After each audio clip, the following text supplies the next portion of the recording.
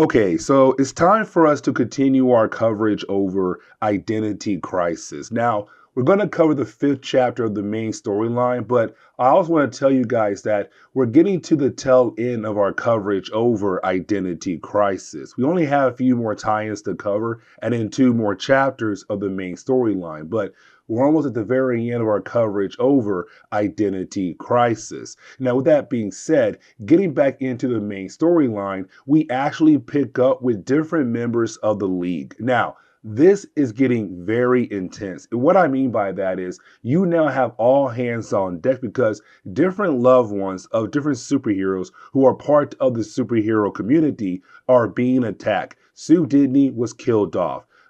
Jean Loring was actually attacked in her own home. But in the last chapter of the main storyline, we had saw that Lois Lane got a letter saying that they know that Clark Kent is Superman, and they know that, well, she's with him. And so now you have all heroes freaking out because now even Superman's loved ones are being attacked. And so you have all hands on deck. We see Green Arrow, Superman, Green Lantern, Flash going after a group of bad guys. And really, this is happening all over the world because it's not just the Justice League. You're also talking about the idea of the Titans, the Outsiders, the Reserves, even the JSA. You have all hands on deck here. Now, originally, they were going after bad guys who may have an actual reason to go after the different loved ones of the superheroes and superhero community. But now it seems like they're just going after anybody who might have just a small piece of information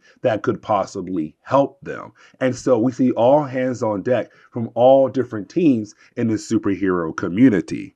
But now we have to jump over to the death of Firestorm. Now, really, it happens very quickly in this book, but let's go ahead and talk about it. You see, for Firestorm, he was fighting alongside with other heroes, going after a character known as Shadow Thief. The problem is, Shadow Thief was able to grab a sword and stab Firestorm. Now, Firestorm is a nuclear reactor character, meaning that if anything happens to his suit, he can go nuclear when he explodes. And so with him now being stabbed and suit being damaged, he realized that he is going to explode. It will be a nuclear explosion. And so he has no choice but to go away and fly away before he explodes, killing everybody in the area. But he knows that he is going to die.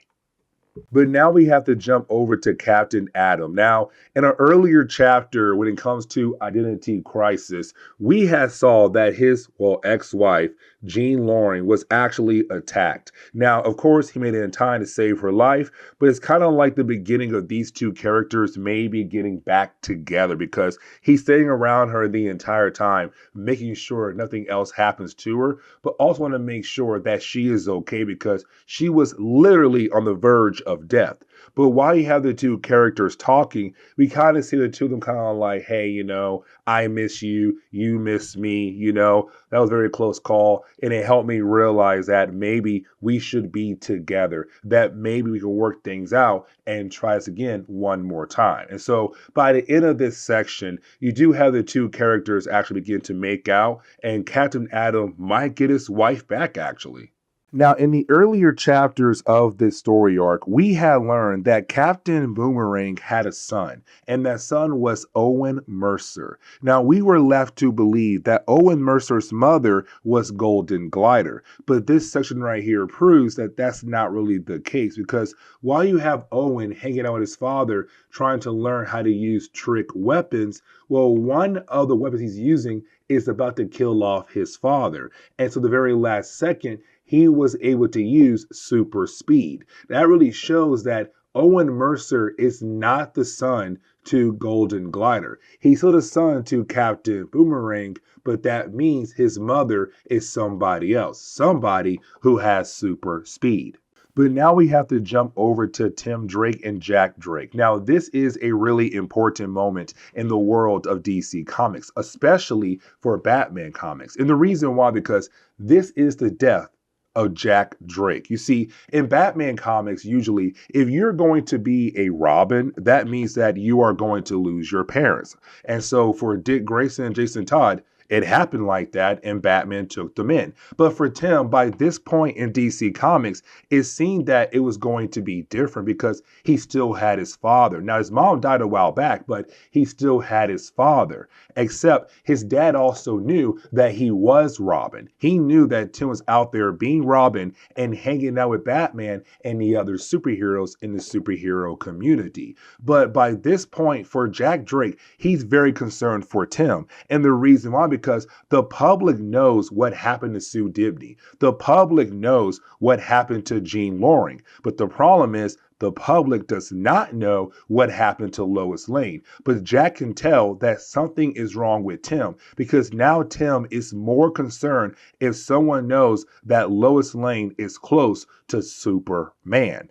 That's like big top level secret right there. And so it's Tim right now trying to stay calm, but for Jack, he can tell there's something wrong with Tim, but at the same time, he's scared that something might happen to Tim and asking Tim to stay here with him. But you have Tim say, no, I gotta go. But if anything happens, just call Oracle. She'll call me and I'll be back here in a hurry. The problem is right after Tim leaves, Jack finds a package. Inside that package, there's a note that technically says they know that Jack Drake is the father to Tim Drake. And so the ending of this chapter alone is the actual death of Jack Drake because you didn't have Jack call up Oracle. Oracle calls up Tim. Tim's with Batman. They're in the Batmobile, and you have Batman trying his best to get back over to Jack Drake in time. But the problem is the killer is already at the house. The killer is already inside the house. And we do learn that it's actually Captain Boomerang, who was actually hired by the Calculator. Now, the Calculator is trying to be the oracle for the villains out there, being able to give out jobs, but to also give out information when it's needed. But either way, for Jack Drake, he knows that, well, his killer is nearby. And so he has the gun in his hand. And you have Oracle being able to put the call through to Tim. And you have Tim telling his father, like, hey, Dad, we're almost there. Like, please just stay hidden or give us some more time. We're almost there. Please don't do anything. But for Jack, he knows that it's too late. Like, Captain Boomerang is around the corner. And so you have Jack pop out and he fires twice with his gun, shooting Captain Boomerang right in the chest.